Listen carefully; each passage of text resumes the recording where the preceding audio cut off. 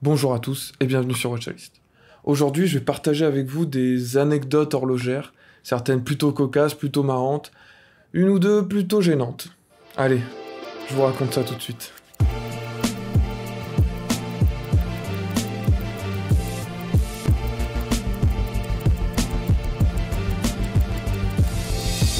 Première anecdote, on est en 2016 et je vais au magasin Vacheron Constantin au Dubai Mall. Et là, je tombe déjà sur la vendeuse la plus professionnelle que j'ai jamais vue. C'est un truc de dingue. Très sympa, elle s'y connaît.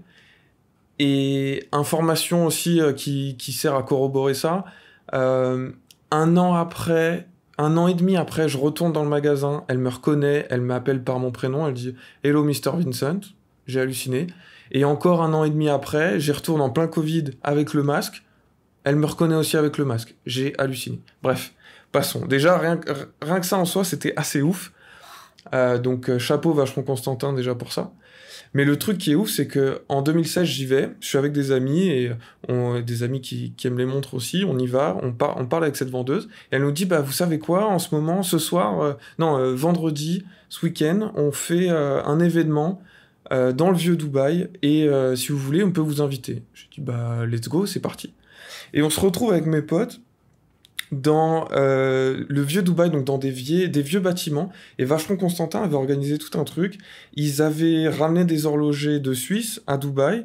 Il y avait un graveur qui faisait de la gravure à la main, qui était projeté sur écran géant en live, en direct. Il y avait un horloger suisse du coup qui parlait lui plus des mouvements et on a commencé à parler échappement coaxial et compagnie. C'était très intéressant. Enfin bref, je me suis pointé dans la boutique l'air de rien pour essayer des patrimonies ou des overseas et je me suis retrouvé à un cocktail invité par Vacheron Constantin. C'était vraiment exceptionnel. C'est pour ça que dans la vidéo du Dubai Mall, je parlais du service client de Vacheron Constantin qui était vraiment top. Ensuite, deuxième anecdote, c'est toujours la même année, je crois que c'était en 2016, c'était au moment de la Dubai Watch Week, et j'ai vu il se passait un truc à la boutique Baume et Mercier du Dubai Mall. J'ai un pote qui me dit, attends, ils font un truc et tout, viens, on va voir. On y va, et en fait, pareil, ils avaient ramené un horloger de Suisse, et on a eu pendant une demi-heure, on était deux, on a eu pendant une demi-heure un cours particulier sur le calendrier perpétuel, parce que Baume et Mercier sortait leur calendrier perpétuel. Un cours particulier sur le calendrier perpétuel, comment ça marche, tous les différents mécanismes. Donc déjà, rien que ça, on était au top, parce que, bah voilà, super service. Et à la fin de l'exposé, à la fin de la demi-heure, les deux vendeurs qui vont dans la boutique et qui nous ramènent deux coffrets, un chacun, Baume et Mercier, avec des boutons de manchette en mouvement de montre. Euh, Baume et Mercier, quoi. Donc vraiment cool. Des boutons de manchette que malheureusement j'ai dû perdre pendant le déménagement. J'arrive plus à remettre la main dessus. Mais voilà, des boutons de manchette Baume et Mercier, pareil, un service incroyable. Ensuite, quelque chose qui s'est passé un peu plus tard, c'était en 2019, toujours à la Dubai Watch Week, il s'en passe des choses. En fait, à la Dubai Watch Week à Dubaï, il faut savoir il y a les montres du GPSG qui sont visibles, il y a des conférences et il y a aussi des ateliers. Il y a les marques qui sont là, qui ont des stands. J'ai croisé aussi Tim Mosso de Watchbox là-bas, enfin bref. Et il y a aussi des ateliers d'horlogerie. Et du coup, je faisais plusieurs ateliers.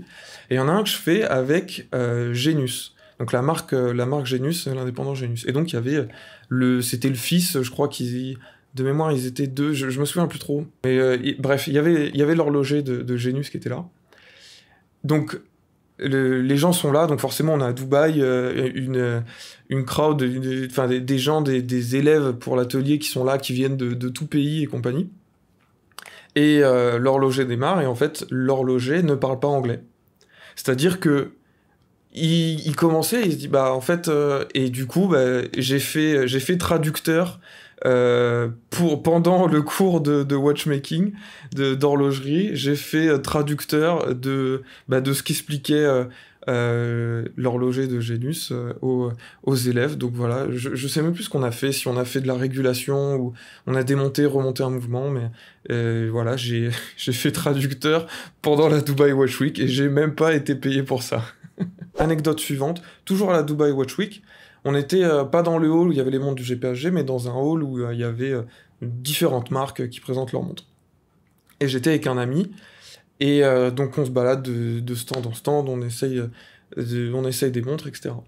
Et on se rapproche tranquillement du stand Gérard Perregaux. Et mon ami qui connaissait pas la marque, je lui dis de manière complètement très nonchalante et très franche, je lui dis bah voilà, Gérard Perregaux, bon c'est une marque, c'est ouais, c'est un peu, il surfe un peu sur la Royal Oak d'Audemars Piguet, mais c'est vraiment moins bien. Je sais plus ce que je dis exactement, mais en une phrase, je démonte la marque. Et là, il y a le vendeur qui arrive et qui me dit bonjour, je peux vous aider en français. Donc, il avait complètement entendu ce que je venais de dire. Et donc, j'ai dit oui, oui, alors la Laureato, et j'ai essayé la Laureato, tout en disant dans ma tête, bon, bah voilà, on passe à autre chose, allez, on essaye, on voit, et peut-être que je vais changer d'avis. Et au final, bah, Gérard Perregaux, aujourd'hui, je cracherai pas contre une Laureato. Au final, c'est pas si mal. Forcément, à l'époque, je connaissais un peu moins la marque qu'aujourd'hui, hein. Vraiment, j'avais jamais essayé une montre ni rien, et je savais même pas que c'était des mouvements manufacture ou quoi, donc je connaissais un peu moins, et bon, bah, si j'avais été plus renseigné, j'aurais sûrement pas dit ça, c'est sûr.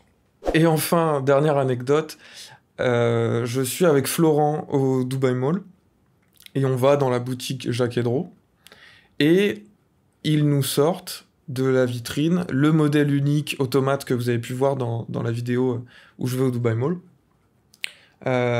Ils nous sortent le modèle unique, magnifique, on l'écoute, on demande si on peut l'essayer, ouais, nickel. Florent l'a sur le poignet quand on demande le prix.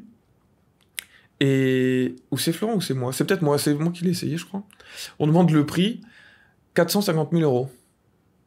Donc là, on se rend compte qu'on a à peu près le patrimoine d'une vie sur le poignet. On dit, ah, d'accord.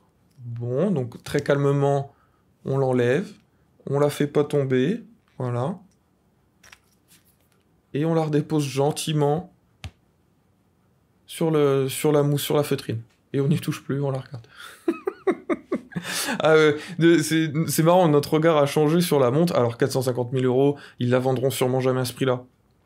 Mais voilà, c'était le petit choc de réalité, là, la petite réalité que tu te prends en face. Tu dis, ah d'accord, j'ai une baraque sur le poignet, d'accord, ok. Donc voilà, petite vidéo sur des anecdotes.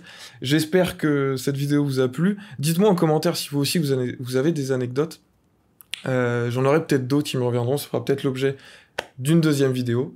Sur ce, je vous dis à la semaine prochaine. N'hésitez pas à vous abonner. Mettez dans les commentaires vos anecdotes si vous avez eu des vendeurs cocasses ou, comme chez Vacheron Constantin, des vendeurs très sympas, très professionnels et même qui vous ont fait des fleurs parfois alors que vous n'avez rien demandé. Et voilà, à la semaine prochaine. Ciao!